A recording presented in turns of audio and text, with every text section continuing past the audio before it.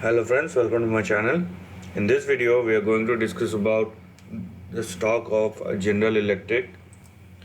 Now if you are looking at the recent press release, the analyst of Goldman Sachs recently described GE as a top idea and put a price target of $16 per share. And the reasoning which they have given is the free cash flow generation that will improve over the next few years and beyond. Also, it's a it's highly leveraged to reopening of the economy, and the global growth is picking up. And this company could help itself by managing its business better. And the CEO is in the process of significantly improving the performance. So, overall, what they are saying is, or the reasoning behind the price target is obviously how they are operating as a business and how they are changing it. And once the economic activity picks up, so does the business as well as the stock price. Now if you apply the same thing on the chart, let's see how the chart has been moving and what it is showing. So this is the long term or the monthly chart of General Electric.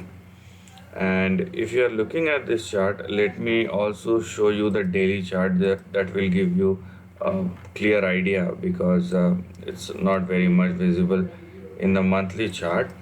So what you can see in the daily chart, a big up move, and after that the stock has been in a consolidation. Okay, so there is a consolidation that's been going on in this particular stock after a move from $6 to $14.50.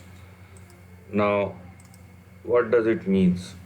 Okay, and where is it that this thing is currently happening? So if you stretch this chart a bit, you will see that the stock has already made a double bottom kind of pattern. Okay, and it's been consolidating above that level. So it's a very good sign that the stock has been consolidating after the breakout, because it is giving us the confidence that sooner or later, once the consolidation is over, we will have a big swinging uptrend. So what we can do here, we can keep our stop loss at 12.74 or 75. So don't try to go below this level. This will be a strict stop loss. And on the upside, you will have something like this, right? So this is what we are looking at as far as the upside is concerned. And the target price, which we could probably see here, will be 25.91 or $26. Now if you are observing the larger trend, what you can see here is something like this. So this is the bigger trend, and inside the big trend, this is the smaller trend.